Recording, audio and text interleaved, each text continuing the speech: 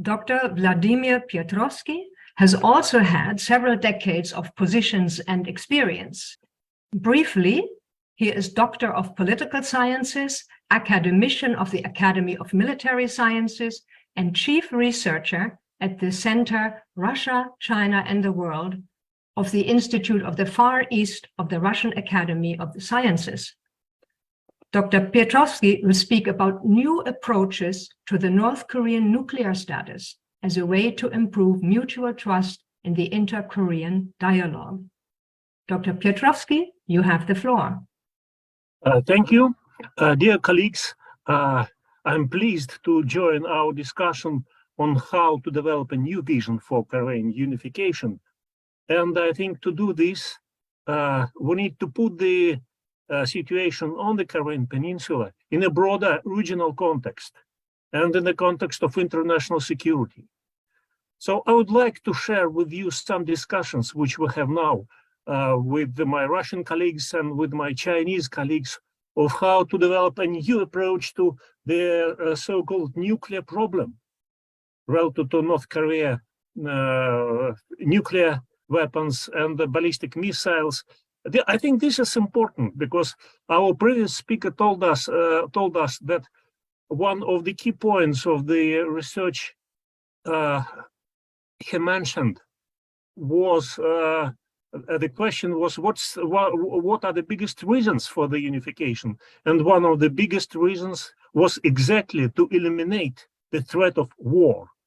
But I would also say that we need to do all what we can to eliminate this threat of war, and then unification and at least reconciliation between two parts of Korea could become possible.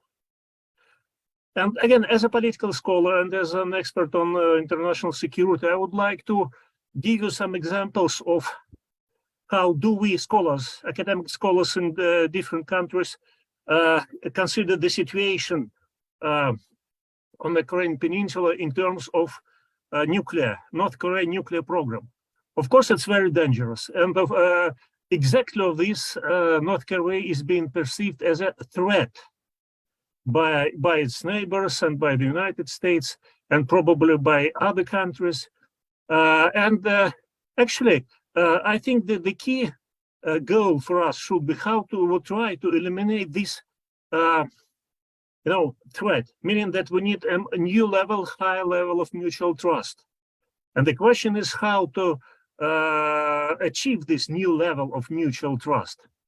In terms of political science, I would say that now it's very difficult because you know that North Korea proposed its own nuclear doctrine last year, which says that from now on, the North Korea nuclear status of North Korea is irreversible, which means that North Koreans would not be able even to discuss the denuclearization.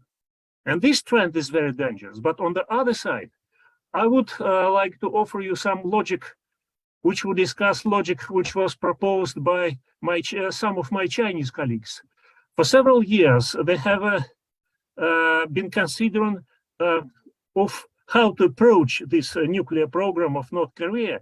And the conclusion, and I think it's a very interesting conclusion, was that this is exactly what they propose, that we should try to distinct, specifically in this situation, we should try to distinct between the official nuclear status of North Korea and the actual possession of nuclear weapons of North Korea, because these are two very different things.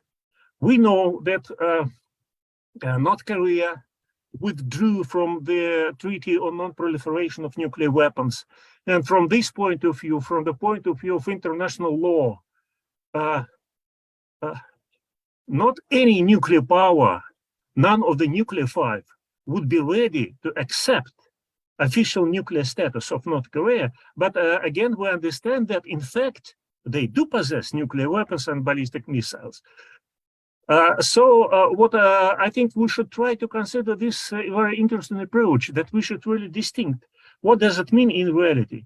For me, as a scholar, it means that we should try to persuade decision makers, political people, and the public that we should shift the focus in all possible negotiations of what to do with this nuclear problem. For example, if the US-North Korean talks on the nuclear problem will be resumed, my proposal would be to shift the focus on not on how to eliminate nuclear weapons, because North Korea would not be able even to discuss, again, as I would say, this. But the both sides should concentrate on how to eliminate so-called strategic risks and how to develop mutual trust, mutual confidence building measures. And by the way, this is a kind of trend if you take the international regime of non-proliferation in general. This is the trend because we remember that the last observed conference on the non-proliferation treaty, which happened last year, for the first time ever, all participants were not able to agree on a final paper for the first time ever. But however, probably because of the difficult situation between Russia and the West, because of the situation in Ukraine, but even in this situation, the so-called nuclear five experts, they met each other and they considered the new trends in nuclear proliferation. And the new trend is exactly this: how to diminish strategic risk, the so-called strategic risk, and how to develop mutual trust in nuclear sphere. And this involves not only official nuclear states like nuclear five, but also all others who in fact do possess nuclear weapons, including North Korea. And I think that we should, again, the proposal on the side of political scholars is exactly this. We should try to concentrate on mutual trust. And the Russian diplomacy proposed that we should also try to concentrate on the so-called mutual guarantees. After all, North Koreans, they need some guarantees for their security. That's why they developed their nuclear weapons and their missiles. And on the other side, North Korea's neighbors, and the United States and others have also feel that they are not, they feel threat to their security just because of this nuclear program. And so the outcome could be to discuss what kind of security guarantees each and every side could give to other side. By the way, Russia tried to solve the conflict around Ukraine exactly by these lines, to develop the whole set of mutual guarantees. And I think that we could try to follow this example in Northeast Asia.